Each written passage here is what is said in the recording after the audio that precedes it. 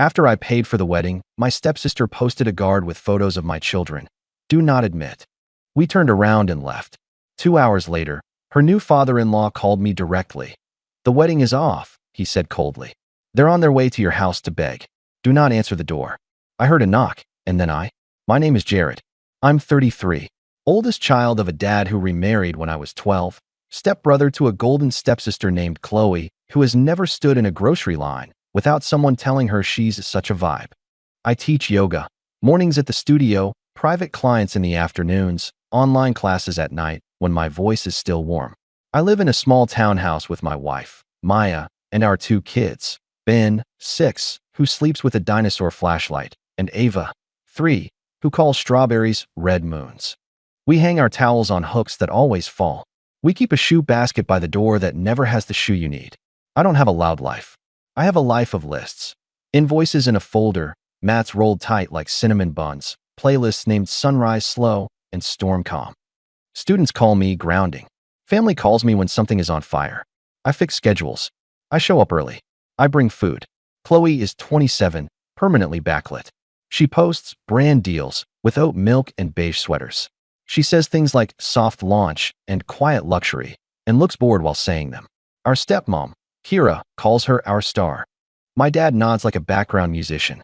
Growing up, the script was clear. I'm the steady one. Chloe is the main character. At holidays, she changed outfits like the sun changes angles. I carved turkey and refilled water. She curated tables capes. We all clapped.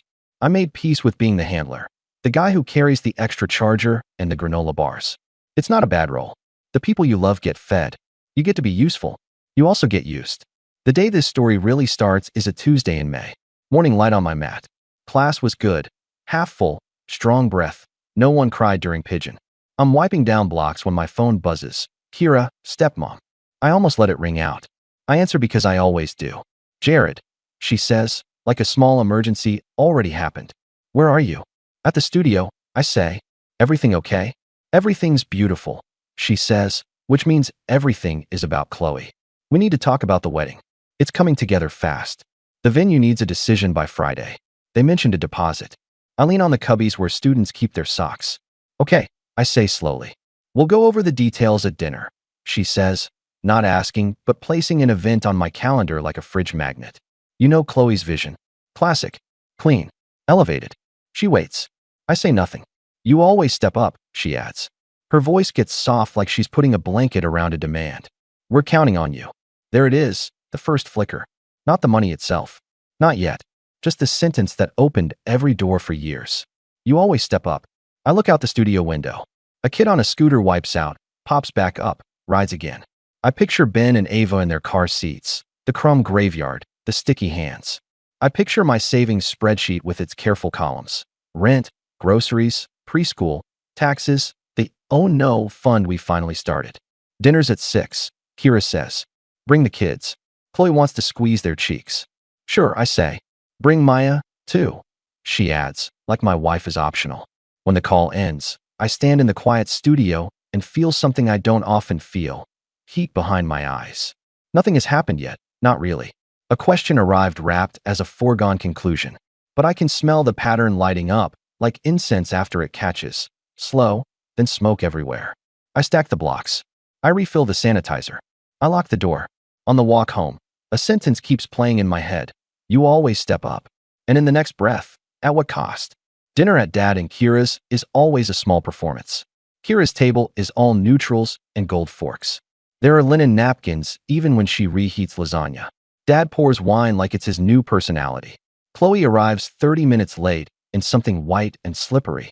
Her fiancé, Parker, behind her. Parker looks like a golf course. He shakes hands like he bought the trademark. Jer Bear. Chloe sings. She uses the nickname she used when I was the kid who chased the ice cream truck for her while she timed me. My favorite brother. I'm your only brother, I say. She kisses the air near my cheek. Still my favorite. Maya squeezes my hand under the table. The kids color quietly on a printout Kira found on Pinterest and calls a kid's station, which is a tray with 2 crayons and a gold-rimmed cup. After salad, Kira brings out a binder. It should be funny. It isn't. She places it in front of me with 2 fingers, like a contract.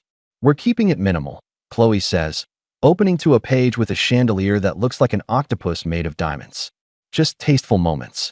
Parker points at a photo of a barn that costs more than cars. We're doing it here. Rustic, but modern. Okay, I say. I have learned this syllable can mean many things. Kira flips to the spreadsheet. It's printed on glossy paper. Who prints spreadsheets on glossy paper? This is just the initial ask, she says. Non-negotiables. I read. Venue deposit due Friday, $12,800. Catering installment, $8,750. Florals retainer, $2,200. Live string duo for cocktail hour, $1,600. DJ, $1,500. Content creator team, $2,500. Bride emergency fund, $1,000. Total, $30,350. I look up slow. Maya looks at me. She doesn't speak. Her eyes ask, are we about to be set on fire politely? Kira smiles with her teeth. We thought you could handle the deposit, she says, like suggesting I pick up milk. And we'll sort the rest together, as a family. Dad lifts his glass. Family, he echoes. He is good at toasting things he didn't cook. How much are you and Dad contributing? I ask. Kira's smile twitches. She glances at Dad. We raised you, she says. We've always taken care of you. My brain pulls up images like a slideshow. Me at 19, mopping a cafe after a closing shift because I wanted my own phone plan. Me at 23, lending Dad money for a car battery. Chloe at 25, getting a surprise brand internship in New York that was actually Kira's friend's guest room. Parker's parents? Maya asks, gentle, because she's kind even when she doesn't want to be. Is there a split? They're hosting the rehearsal dinner, Chloe says. Sushi omakase. It's like a vibe. Ben looks up. What's a vibe? Broccoli, I say. Eat it. Chloe keeps going. The vendor discount ends Friday, she says. We have to lock in. It's stressful. You wouldn't get it. Yoga is like feelings. Yoga is a job, I say. Feelings pay me. Kira laughs too loud. Jared, you're such a comedian, she says, which means stop being difficult. She taps the glossy spreadsheet. It's one number. We'll make it easy on everyone. Easy on everyone. Maya repeats under her breath. Her jaw ticks. She looks down at Ava, who is carefully lining up peas like they're students. We eat. Chloe tells a story about a brand that sent her a lamp worth a car payment. Dad says, incredible, like she discovered electricity. Parker explains NFTs to no one. I cut Ben's chicken. After dinner, Kira corners me at the kitchen island. You always step up, she says again, soft as a nap. It's time to be the big brother. Big brothers don't fund weddings, I say. Big brothers make dreams possible, she says. I drive home in quiet. The kids fall asleep in tragic neck positions. Maya stares out the window like she's trying not to bite something.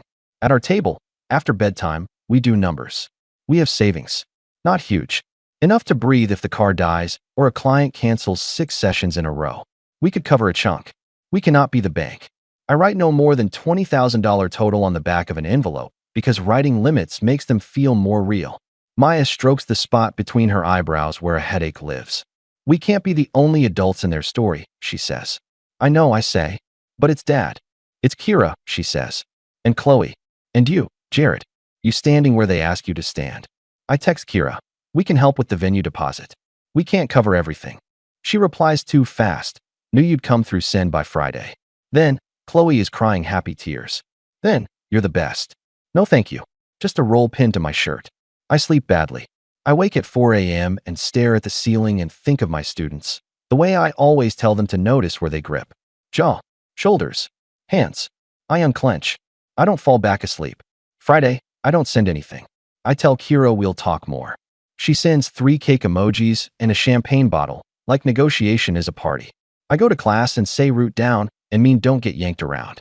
I drive home listening to a voicemail from Dad about tradition and stepping up and doing the right thing. I breathe. I don't answer. Then the slow squeeze begins. A week later, florist retainer due. We'll reimburse ASAP. 2 days after that, DJ special ends today. Can you front?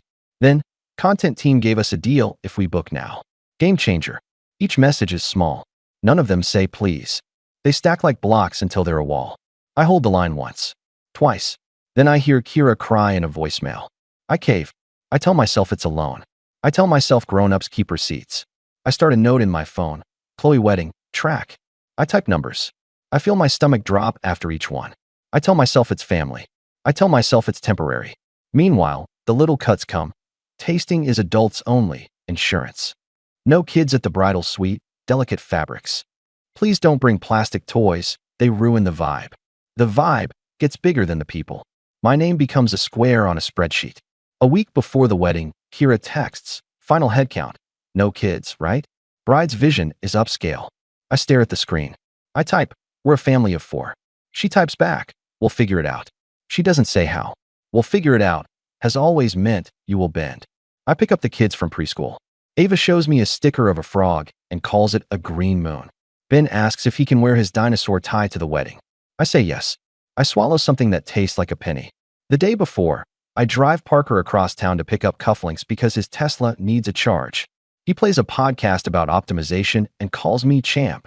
Back at my place, Maya looks at me like I'm telling a joke badly, and it's still going. You don't have to be their hero, she says. I know, I say. I don't change anything. The morning of the wedding arrives. I dress in my only good suit. Maya wears a navy dress that makes her look like the person you call when the plane's engine stops. Ben's dinosaur tie is crooked. Ava's hair clip is a star. I pack snacks, crayons, a spare pair of tights, 2 tiny toy cars, Band-Aids, wipes, a charger, a plan. We drive to the venue in a long line of cars. The barn is beautiful. The sky is unsure. I roll my shoulders and tell myself to be air, to flow around nonsense, to get through. I did not plan for what was waiting at the top of the steps. At the entrance stands a man in a black suit, a security person dressed like a guest. He holds a clipboard and a clear sheet protector. Inside the plastic are 2 color printouts. Ben's kindergarten photo, Ava and pigtails. In black marker above their faces, do not admit. Maya's hand finds my arm and tightens. My stomach drops like I missed a stare. The man smiles in a professional way. Afternoon. Are you Jared? Yes. He glances at the plastic. And these are Ben and Ava. I hear my own voice from far away. Those are my kids. Right, he says. The bride requested a no-children policy. I'm instructed to have any minors escorted to the on-site sitter. If you refuse, I'm supposed to deny entry. There is no sitter, I say, because we weren't told about a sitter. He shifts his weight. He doesn't look mean. He looks like someone whose job got weirder than he signed up for. Sir, I don't make the rules. A soft click of heels. Kira appears, smile lacquered. Chloe peeks from behind the barn door like a nervous deer in designer shoes, then retreats. Oh, this, Kira says, like we're discussing a smudge on a window. We tried to call. My phone's on. I say. It is. No missed calls. It's for the aesthetic, she says. Adult-only events photograph better. There are candles and glassware. Maya's voice is level. You printed our children's faces to show a guard. It's not personal, Kira says. It's logistics. Ben looks up at me. He is brave, but small. Did we do something bad? No, buddy, I say. You did nothing wrong. A guest passes, eyes sliding over us like we're a hazard on the highway. The planner glides over. We have a lot of fragile rentals, she chirps. Insurance is very specific. She floats off. Let's not make a scene, Kira says in her church voice. It's Chloe's day. I stare at the sheet protector. My son's gap-toothed grin under do not admit. My daughter's pigtails. The feeling that comes is not fire. It's a clear, clean cold. A click inside my chest like something finally lining up. I hand the envelope with our card to Kira. Congratulations, I say. Jared, she says, warning disguised as sweetness. We're leaving, I say. Enjoy the wedding. Maya takes Ava's hand. I take Ben's. We turn.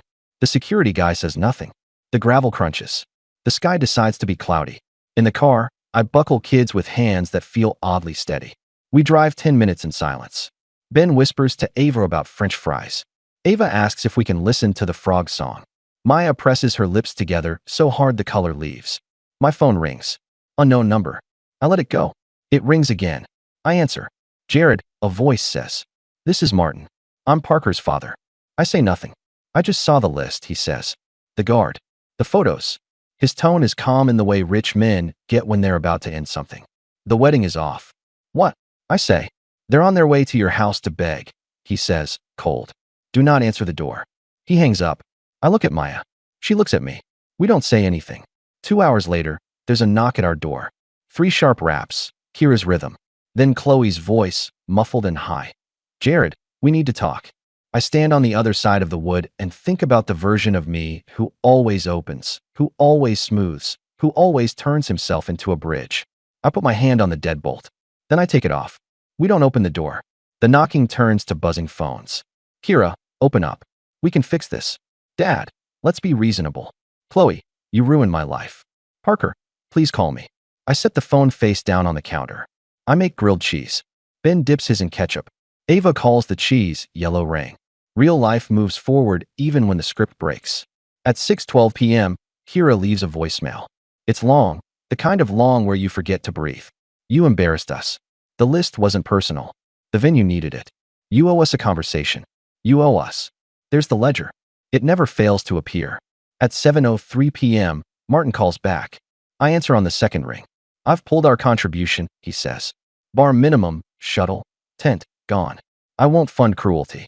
I didn't ask you to do that, I say. You didn't need to, he says. They CC'd me on vendor invoices. I saw your transfers. How much? 21 and change, I say. My voice surprises me by being calm. I tracked it. Send totals, he says. I'll claw back what I can and wire you anything refundable. The rest? Parker will pay. Or he'll learn what boundaries cost. This isn't revenge, I say. No, he says. This is called consequences. I'll be in touch. When I hang up, the house is quiet in a way that isn't empty. It feels like the first breath after a long hold. I sit and write an email because texts turn slippery in this family. I put numbers like anchors. Subject, wedding expenses and next steps. I covered. Venue deposit $12,800. Catering installment $8,750. Florist retainer $2,200. Strings $1,600. DJ $1,500. Content team $2,500. Total $29,350. Vendor credits pending from Martin's cancellations, estimated $6,000. Net approximate $23,350. You denied entry to the event you asked me to finance by posting my children's faces under Do Not Admit. I expect repayment in full. I will accept a 12-month plan. First payment due next month on the 1st via automatic transfer. This isn't about revenge. This is about closure and boundaries. Jared. I send it to Kira, Dad, Chloe, and Parker. I CC Martin. Responses arrive fast. Kira, how dare you threaten your family? Dad, we can talk privately, son. Chloe, 12 months? LOL, we're not a bank. Parker, let me figure things out. Maya reads over my shoulder and nods. Clear, she says. Good. At 9:40 p.m., the door knocks again. I look through the peephole. It's Dad. He stands like he always stands. One hand in his pocket, one hand rubbing his temple like life is a puzzle he solves by massaging it. I open because he is my father and because I want to say this with my mouth and not a keyboard. Son, he says, stepping inside. This got out of hand. They printed my kids, I say. They weren't a policy. They were a blacklist. It was the venue, he says. You think the venue had school photos of Ben? I ask. You think the barn Googled Ava? He exhales. You could have stayed. For your sister. You mean swallowed? I say. You mean performed quiet. He looks at the floor. We keep peace in this family. Peace without respect is just silence, I say. I'm done performing silence. He stares at me long enough to turn into a lecture. Then it doesn't. He shakes his head. I don't recognize you. I know, I say. I finally recognize myself. He leaves without slamming the door. Progress, I guess. The next morning, Kira posts a Facebook paragraph about protecting your joy from jealous people. My cousin screenshots it. I don't read the comments. People clap for noise when it's dressed pretty. At noon, Martin emails a PDF titled Refund Summary. He got $6,200 back. He wires it the same day. He writes, applied to your totals. Parker to cover the remainder. If he balks, I will. I won't be associated with people who blacklist toddlers. It's blunt. I respect blunt. Chloe tries a new tone that night. Let's talk like adults. No ultimatums. 10 minutes later, wow, ignoring me. Power trip much? Then a photo of her puffy face with the caption, this is what you did. I put my phone on Do Not Disturb and read Ben a dinosaur book. 2 days later, Parker shows up at my studio unannounced. He stands in the lobby shifting like a man in new shoes. My manager texts me. Guy in pastel polo asks for you by first name. Safe. I go out. We sit on a bench. He stares at the floor, at the ceiling, at his hands. Your email was intense, he says. You hired a guard to keep my children out? I say. I didn't hire, he stops. I didn't stop it. Better. He scratches his jaw. 12 months is aggressive. It's generous, I say. 6 months is aggressive. He looks like a person calculating image versus cost. Fine, he says. 12. Automatic transfers, I say. First of the month. He nods. He stands. Tell Maya I'm sorry. Tell Chloe, I say. Tell your future self. The first payment arrives on the 1st. $1,945.83 with the memo for peace, which makes me laugh out loud. The second month, they're 3 days late. I send a reminder. Chloe replies with 3 crying emojis and $1,500. I send back, balance, $445.83. She sends it. No note. Family chat goes quiet. Dad sends me a meme about yoga goats like we didn't bleed on the porch. Kira posts quotes about choosing light. I choose groceries. Ben loses his first tooth. Ava learns to say strawberry correctly and then decides she prefers red moon anyway. I teach 3 sunrise classes in a row and my voice gets that gravelly edge people call soothing. I sleep better. 2 months in, there's a knock, soft. I open. Chloe stands on the step in sunglasses, hair in a bun, the costume of contrition. She takes the sunglasses off. Her eyes are red. Can we talk? She says. I step outside and close the door behind me. You made a scene, she says. You made a list, I say. It wasn't personal, she says. It was a photo of Ben, I say. You wrote do not admit over his teeth. She flinches. I didn't write it. The planner. You let it exist, I say. She exhales. Mom says you've always hated me. I've always paid for you, I say. There's a difference. She looks at her shoes. So what now? We say hello at birthdays, I say. We don't exchange money. We don't put each other's kids on lists. We don't confuse guilt with love. She tilts her head. You sound like Instagram therapy. I sound like a dad, I say. She nods once, like a judge granting bail. Fine, she says. Parker and I got married at the courthouse yesterday. You weren't invited. Good, I say. She blinks, confused like I didn't play my line. We'll keep paying, she says. Good, I say again. It is a complete sentence. They pay for 7 months. Then the 8th is short. Need to pause. Parker texts. We moved money for something time-sensitive. I respond.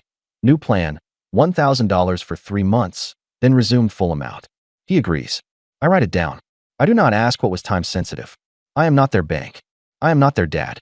Dad texts me, barbecue Sunday? Bring kids. I stare at the message. Maya reads my face. Go if you want to, she says. Don't if you don't. We go. The grill smells like my childhood. Dad flips burgers.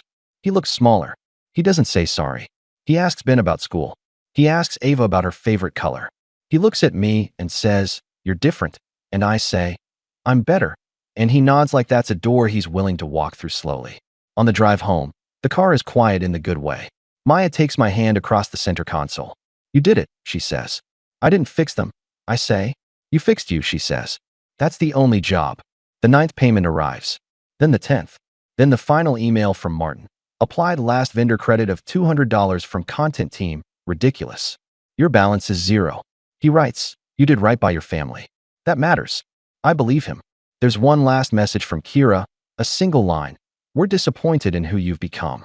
I type, delete, type, delete. I finally send, I'm not. No more paragraphs. No more car rides for errands that aren't mine. No more, you always step up. I retire from that job. I hire myself for another, husband, dad, person with a spine. The door stays closed more often now. When it opens, it's because we want it to. When it closes, that's not spite. That's care. I teach class and tell my students, lengthen on the inhale, root on the exhale. I mean it in my body. I mean it in my life. The final transfer hits, $1,945.83. Memo, final. I open my note labeled Chloe Wedding, track, and write the last line. Balance, $0. I don't delete it.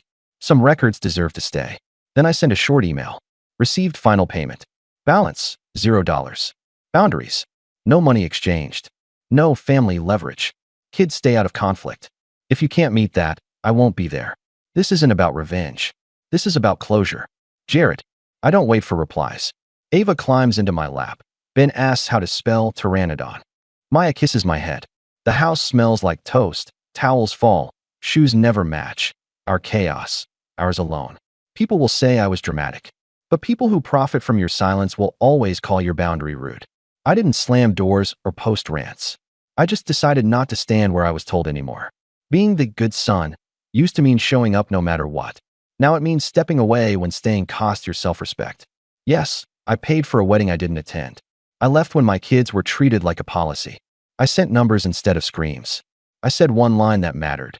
This isn't about revenge. This is about closure. I'm not the hero in Chloe's story. I don't need to be. I'm the dad who took his kids for fries instead of letting them be risks on a clipboard. Boundaries aren't walls. They're doors that only open from the inside. This is how I end it. This is how I start again.